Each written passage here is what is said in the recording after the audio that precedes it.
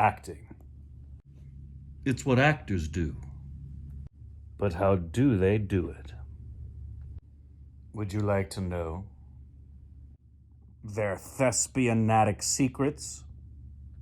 So that you could not only appreciate it even more as an audience member, but maybe you too want to be a practitioner of the craft! Welcome to Laid Back Lessons with Leonardo DiCaprio. Leo couldn't be here today, so I'm filling in.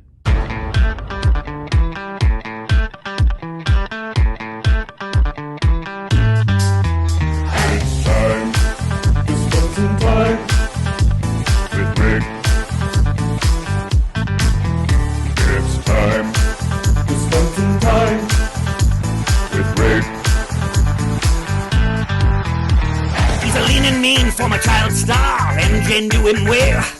Hear him sing, watch him dance, he'll put you under his spell. Behind the scenes, Uncle John or buddy time with his kids. Everybody around the world, tell what time it is. It's time to spend some time with Rick. Jump back, kiss myself. It's time to spend some time with Rick. With Rick. What time is it? What time is it? What time is it? This is going to be a pretty straightforward and easygoing series, and I'm just going to be talking to you from the bottom of my colon. Because other people can talk to you from the bottom of their heart, but the colon's a lot deeper. What is acting? You've heard me talk about this on the channel. If you don't know what I'm talking about when I refer to the channel, then you're only familiar with this channel right here, which is weird because the majority of you are stupid babies. If you don't know what a stupid baby is, then you really don't know what this is all about. Talking about our stupid reactions, where we look at artistry from India and talk about artistry in general because Corbin and I are actors. And we love the art form of theater and film and television and everything thespianatic. But to get this thing started right now, as begin this new year, I wanted to give you a pretty straightforward working definition of what acting is. And my goal in these videos I'm going to be doing as a series are to delineate some of the things about acting for you both as an audience member. So this is for basically everybody, okay? This is for you to appreciate acting based on the universal principles of acting that have developed over a very long period of time. I mean, if we want to get really technical, this began way, way back when people were first starting to tell stories back in cave people days. But in case you didn't know where the term thespian came from, that came from the Greeks. And they had a Greek chorus, which was a group of people who told the story when people went to see a play. And as folklore and history has it, the first member of the chorus to step out from the group and actually do something as an individual was named Thespis.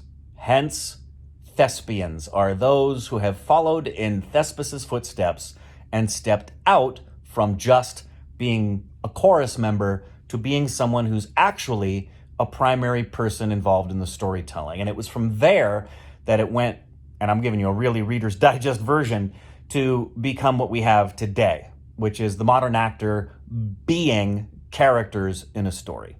And that is the primary job of an actor, is to be. We're human beings, not human doings. Even though doing is important, we're definitely not human actings. We're human beings. And the primary job of an actor is to be someone or something. Not going to be human all the time. But what does that mean exactly? And more importantly, how do you accomplish that goal of being a character? People have talked about that, studied that, taught on that for hundreds and hundreds and hundreds of years. Most especially in the last 100 years, there's been an extraordinary growth from even preceding that, from Konstantin Stanislavski to Lee Strasberg to Sanford Meisner to Stella Adler to Uta Hagen, my personal favorite, and the current day Howard Fine, who basically took the baton from from Uta Hagen. And there have been many people throughout the years giving a working definition for what it is an actor does. What is an actor? If someone were to ask you, what's an actor? You would get a lot of different answers. In fact, I asked that question of students in my theater class every single year. I would ask them the question, tell me what's an actor? And invariably, everybody got some portion of that right. They know intuitively what it is an actor does. But to have a greater appreciation of what the craft is, both as an audience member and as an actor, I would like to give you a working definition that began for me with the man who created Meisner technique named Sanford Meisner.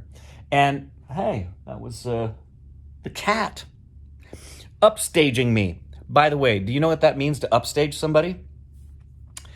Back in the olden days, stages were raked. That means that if you were looking at it from the side, if the audience is over here and the back of the theater, the stage is over here, the stage was raked like this so that the audience could see what was happening at the back portion of the stage. That's where the term upstage comes from. If you're working in a play, you're going to need to know stage right, stage left, downstage, upstage, center right, center left. That's basic understanding so that you know exactly what it is the director wants and where your blocking is. And that terminology came from the fact that stages were raked like that. So if you went upstage, you went to the back part. If you came downstage, you were walking closer to the audience. And when you say you're upstaging somebody, that means you're doing something behind them that's drawing the attention away from them and to the person behind them because they were at a higher plane and they could do something that the person in front of them didn't realize was going on. Upstaging is a bad thing to do. It's why a lot of actors don't like to work with animals, because animals always upstage the actors. And that is an interesting transition into the definition of an actor that I didn't even pre-plan, but thank you, Starbuck the cat, for joining me on this adventure. Why? I'll tell you. Because animals are always in the moment, honest, and real. Here is what Sanford Meisner said acting was. Sanford Meisner said, as I get upstaged by the animals, acting is living truthfully under imaginary circumstances. That, for me, was the working definition of acting for a lot of years. And the more I thought about it and the more I did the work of an actor, there was something about it, especially when I taught, that was missing for me. And here's why. Because living truthfully under imaginary circumstances, for me, came close, but what it didn't tap into was the aspect of believability. And here's why. I thought if an actor is living truthfully, they can only measure that themselves. They can tell you if they felt they were being honest and what they were experiencing and doing was in the moment. They weren't indicating, they weren't pre-shaping, as Howard Fine would say, but they're just letting it happen. That is great, but what if that didn't translate to the audience? If the audience didn't believe them?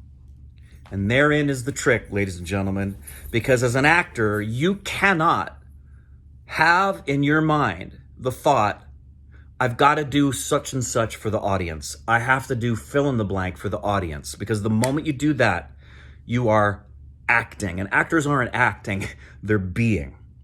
You are never, either as an actor or as you're watching actors, there should never come a point for the actor where a choice is being made based on, I hope this works for the audience. Because then you're indicating, then that never, in what moment are you ever in and day out life thinking to yourself, I better do this for the audience? You're not, because you don't have an audience. You're just in the moment. And that's what actors do. And living truthfully under imaginary circumstances as a definition wasn't for me enough because it didn't convey the need for believability. So what I did is I simply added an addendum to that and said, acting is living truthfully under imaginary circumstances and being believable doing it. And then Howard Fine clarified it for me.